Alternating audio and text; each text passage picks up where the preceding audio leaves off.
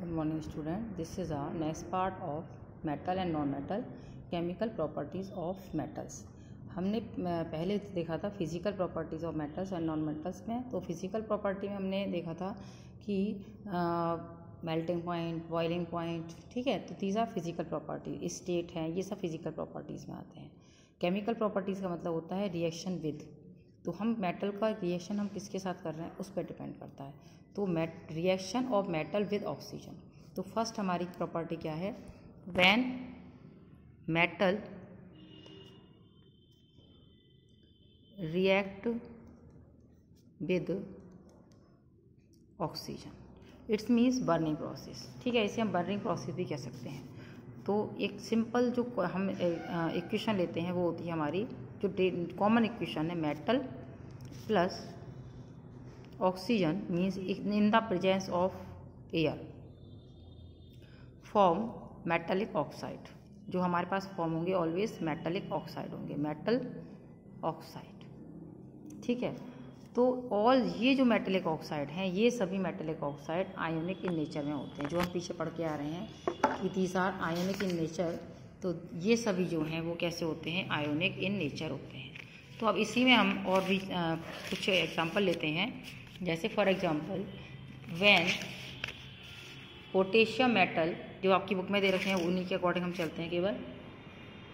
Reaction magnesium metal with oxygen, यदि हम magnesium metal को, जैसे for example Mg magnesium plus oxygen, तो जो हमें मिलने वाला है वो मैग्नीशियम ऑक्साइड है, मैग्नीशियम ऑक्साइड, ठीक है। यदि हम इस magnesium oxide react with water, यदि हम इसको मैग्नीशियम ऑक्साइड को, ये हमें शो करेगा रेड लिटमस। क्यों करेगा, क्योंकि जब हम मैग्नीशियम ऑक्साइड को रिएक्ट करते हैं किसी मतलब विद द वाटर H2O, तो जो फॉर्म हो रहा है वो हमारा होता है MgOH2, मतलब कि बेसिक नेचर, क्लियर। तो magnesium hydroxide basic in nature, तो this is magnesium oxide show red litmus convert into blue. तो मैग्नीशियम ऑक्साइड भी हमें बेसिक नेचर हमें शो करेगा। अब इसी का दूसरा एग्जांपल ले लेते हैं।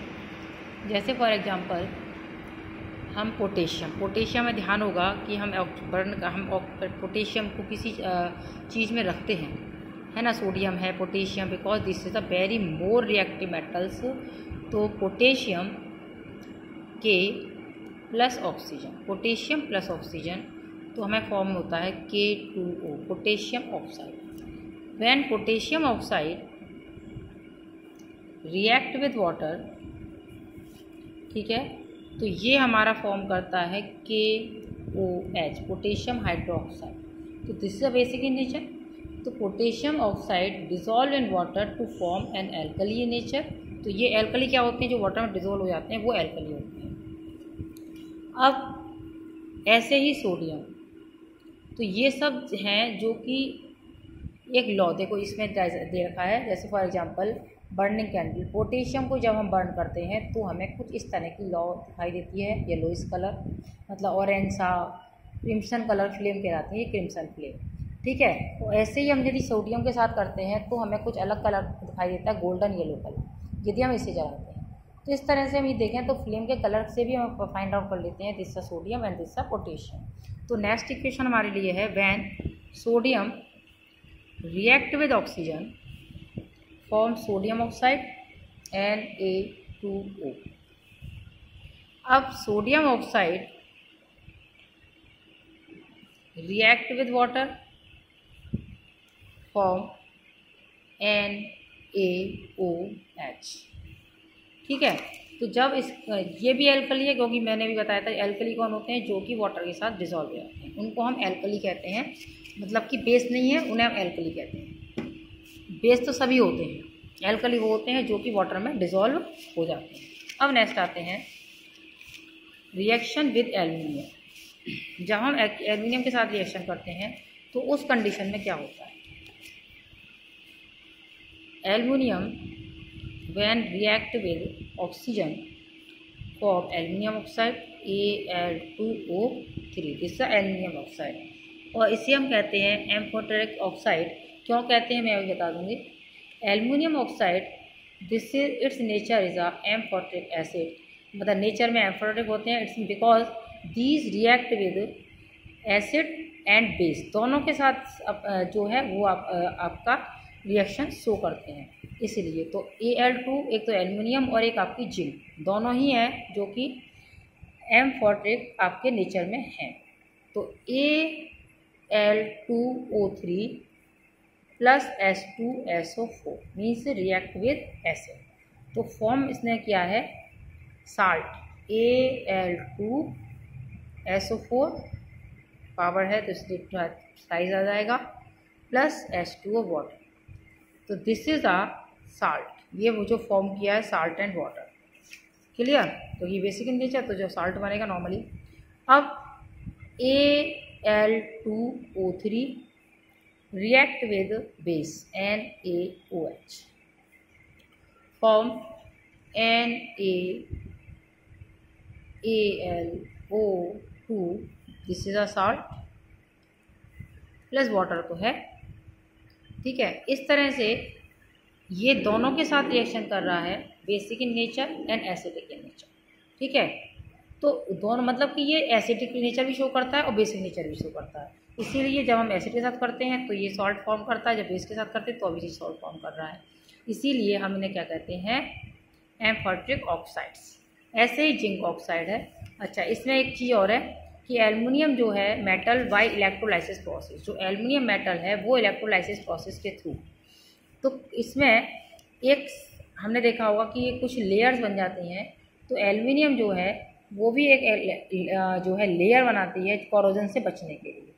तो वो जो लेयर बनती है वो बनती है एल्युमिनियम ऑक्साइड की लेयर, थिक लेयर बनती है during the process of anodizing. तो clean aluminium article is made the anode and electrolysis with dilute sulphuric acid. जब हमें एल्युमिनियम से बने हुए मटेरियल यूज़ करने हैं तो हम उनका क्या करते हैं, इलेक्ट्रोलाइसिस करते हैं, जिससे कि उस पर एक लेयर चढ़ जाती है जिससे उसका कोरोजन नहीं हो रहा होता है। तो the oxygen gas evolved at the anode react with aluminium to form a thick protective layer, जिसे हम कहते हैं एल्युमिनियम ऑक्साइड। तो this oxide layer can be dyed to give a attractive finishing to give anodized articles. तो हम जो polish करते हैं इसके अंदर पॉलिशिंग करना, this is called a polishing. Electrolysis process में पढ़ के भी आए हैं 8th क्लास में। तो इस तरह से हम जो एल्युमिनियम के ऊपर लेयर चढ़ जाती है वो क्या है, एल्युमिनियम ऑक्साइड की लेयर है, जो हम नॉर्मली बर्तन बनाने में यूज़ करते हैं। अब आते हैं रिएक्शन ऑफ जिंक